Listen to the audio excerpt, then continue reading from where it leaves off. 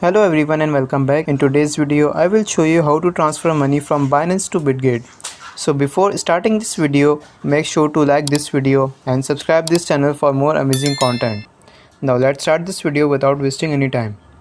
So first we have to open Bitget, and once we are in the Bitget, tap on add funds. Now once you have tapped on add funds, we have to tap on deposit crypto.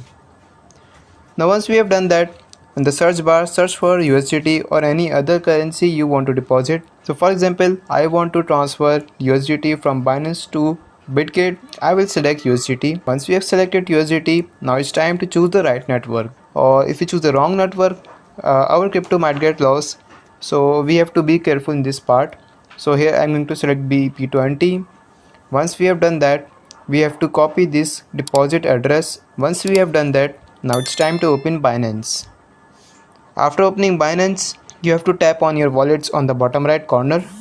Now tap on withdraw. Then tap on withdraw again. Over here in the coin list you can see USDT. So tap on that and then tap on send via crypto network. Now in the address section, we have to paste the address which we copied from Bitget.